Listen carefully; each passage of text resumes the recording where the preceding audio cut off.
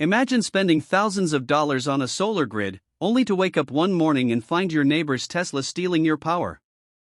At first, I thought it was a mistake. Then she told me, "You don't own the sun." That's when I stopped arguing and started planning. What happened next had the entire neighborhood watching in shock, and Karen running for cover. Sun with face high voltage automobile life in my neighborhood had always been simple. The kind of place where you could hear sprinklers clicking in the early morning, kids riding their bikes down the street in the afternoons, and neighbors waving as they carried in groceries. It was quiet, predictable, and honestly, a little too perfect. That is, until Karen decided to turn my front yard into her personal charging station. It started so small that at first, I didn't even notice. I had invested in a solar grid a couple of years back, not just to save money, but also because I loved the idea of running my home on clean energy. The panels lined the roof of my house like shiny black tiles, soaking up the sun and feeding energy into my system. It was my pride, my investment, and my little future-proof project. But apparently, it was also irresistible to Karen. One morning, as I was heading out to grab the newspaper, I noticed her Tesla parked half on her driveway and half on mine. A thick charging cable slithered across the grass, plugged directly into my grid outlet.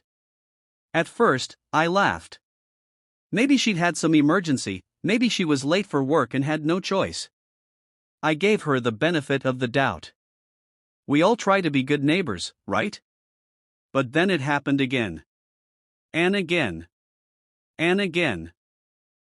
Every time I peeked outside, there it was, her sleek white Tesla, glowing in the morning sun, quietly sucking energy from the grid I paid for. The nerve of it all started to sink in. Solar panels aren't free, they cost a fortune to install. Sure, sunlight doesn't send you a bill, but the technology that turns that sunlight into usable power definitely does. Every time her car charged, my system worked harder, my bills crept higher, and my patience wore thinner. What made it worse was Karen herself. She wasn't exactly the type of neighbor you could approach easily. She had that air about her, the kind of person who believed HOA rules didn't apply to her, but they absolutely did to everyone else. She'd knock on your door to complain if your grass was a half-inch too tall, yet she thought nothing of draining electricity that wasn't hers. I remember one particular morning, standing at the window with my coffee in hand, watching her casually plug in like it was the most natural thing in the world. She didn't even look around to see if anyone noticed. It was almost as if she felt entitled to it. That was when the switch flipped in my mind. This wasn't a one-time accident, or even a neighborly favor gone too far. This was deliberate. She had found a loophole in her own little world. Why pay for charging when the guy next door had already done the hard work? The funny thing is, the whole street saw her as the perfect homeowner. Always dressed neatly, always telling others how to keep their lawns trimmed, always first to decorate for the holidays. But behind the curtain, she was draining my energy, literally. And as I stood there, sipping my coffee, I realized something important. Karen wasn't just stealing power. She was stealing peace. The quiet, predictable order of our neighborhood was gone, replaced with this silent game where she thought she was clever enough to get away with it. And the more I thought about it, the more I knew, if she thought she could keep this up without consequences, she had no idea who she was dealing with. When I finally decided to say something, I rehearsed it in my head first. I wasn't trying to start a neighborhood war, I just wanted to put an end to what had become Karen's little ritual. One afternoon, I caught her in the act, her Tesla humming, my solar grid working overtime. I stepped outside, coffee mug in hand, trying to keep my voice calm. "Hey, Karen," I said with a friendly wave, "I noticed you've been charging your car from my system. I don't mind once in a while, but you really can't keep doing it. This grid is hooked up to my account. I pay for the installation, the maintenance, all of it. It's not free." She turned slowly, sunglasses perched on her head, and gave me a look I'll never forget, half disbelief, half amusement, like I had just told her the sky wasn't blue. Then she laughed. Not a nervous laugh, not even embarrassed. No, this was the kind of laugh that said, "You really don't get it, do you?" "Oh, come on," she replied, brushing it off as if I were making a joke. "The sun is free. You don't own the sun. What's the harm in a little energy? You've got plenty. Her words hit harder than I expected. It wasn't just that she didn't care, she genuinely thought she was right. In her world, plugging into my grid wasn't theft, it was some kind of natural right, like picking apples from a tree on someone else's property because the tree grew them for everyone. I tried again, still polite but firmer this time. Karen, solar isn't free. The panels cost money, the upkeep costs money, and when you charge your car, it's my meter running. That bill doesn't disappear. She folded her arms, clearly enjoying the back and forth. You're overthinking this. We live in a community. Neighbors are supposed to share. Besides, it's renewable. You're not losing anything. That's when I realized logic wasn't going to work. She had an answer for everything, a justification ready on her lips. To her, this wasn't borrowing or stealing. It was entitlement dressed up as eco-friendliness. And the way she stood there, chin lifted, as if she had just won the argument, made my blood boil in a way I hadn't felt in years. I walked back to my porch, keeping my face neutral.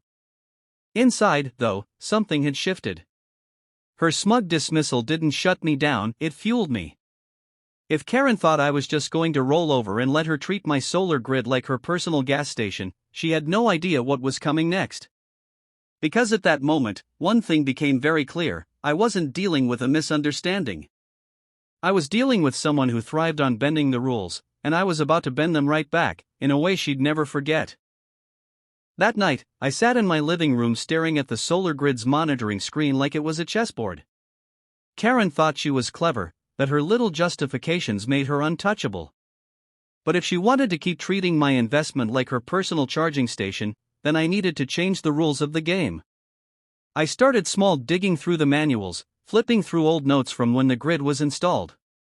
The beauty of a custom solar system is that it's not just plug and play, it's programmable. Voltage regulators, safety cutoffs, surge protection, all of it could be tweaked if you knew what you were doing. And I did.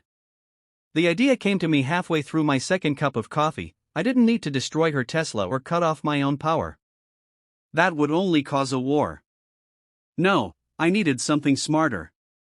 Something that would make her believe that charging from my grid was dangerous, unpredictable, maybe even haunted. I wanted her to fear plugging in. So, I built a little trap. Nothing illegal, nothing that would actually harm the car, just a clever reconfiguration of the voltage flow. The moment anyone unauthorized tapped into the line, the system would spike just enough to trigger the Tesla's hypersensitive onboard alarms.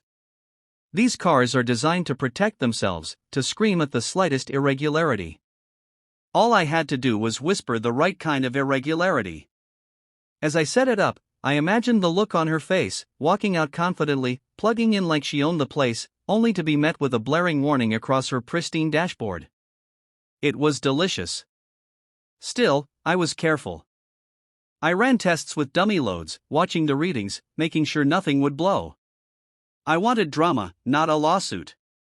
Every adjustment brought me closer to the perfect setup, just scary enough to send her heart racing, but safe enough to keep me untouchable if she ever tried to call someone in.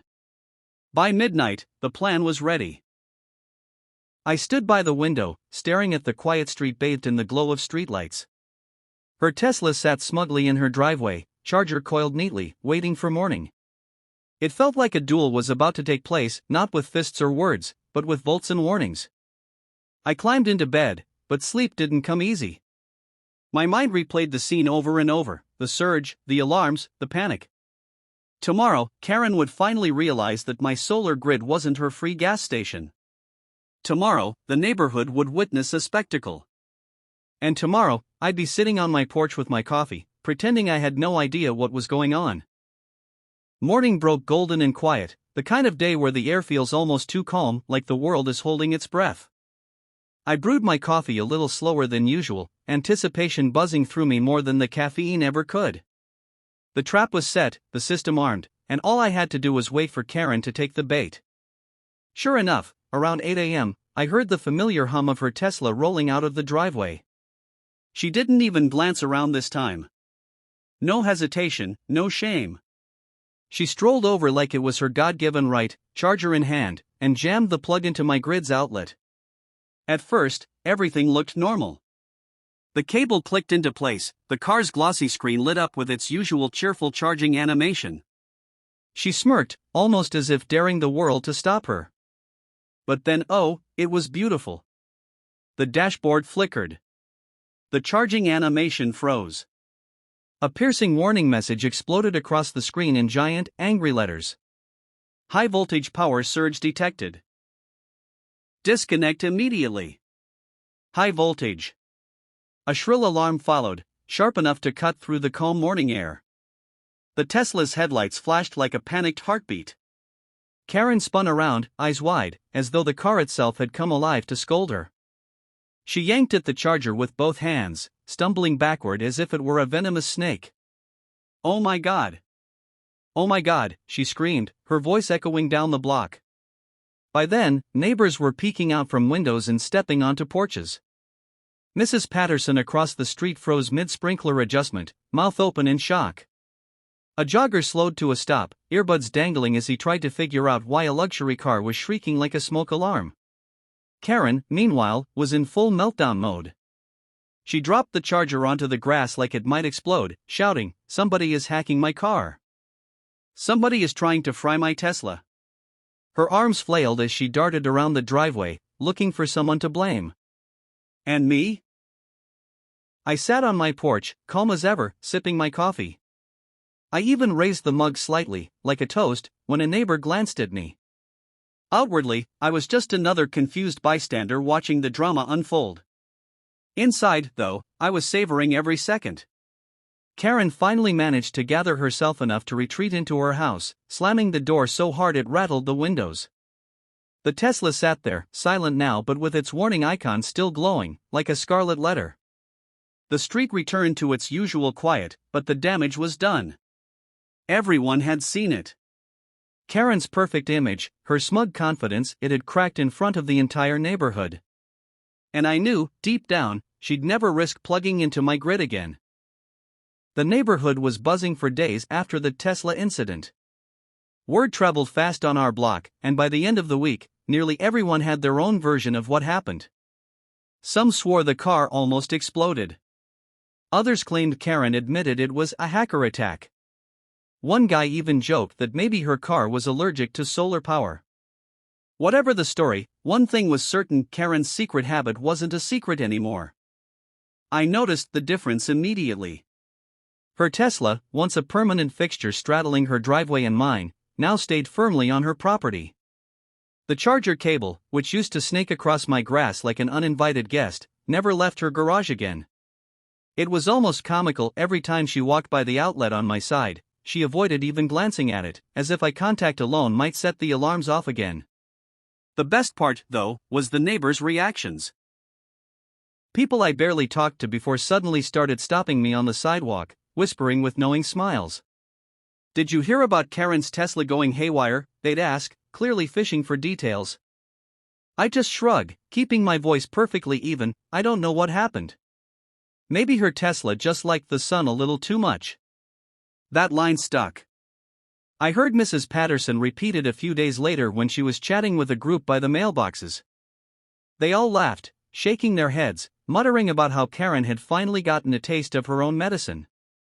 It spread like wildfire until it became the neighborhood's inside joke. Every time someone mentioned solar panels or electric cars, you'd hear a chuckle and the phrase, "Careful, don't let it like the sun too much." Meanwhile, I kept my little secret locked away.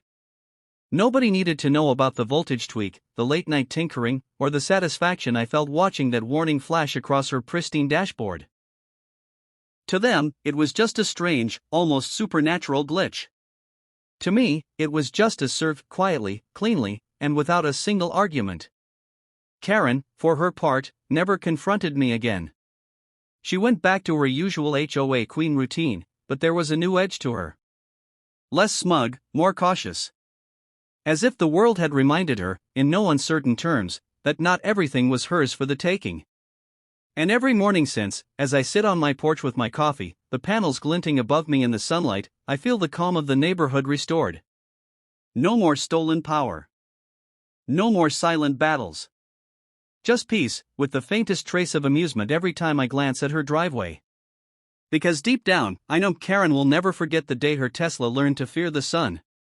Sun with face high voltage automobile.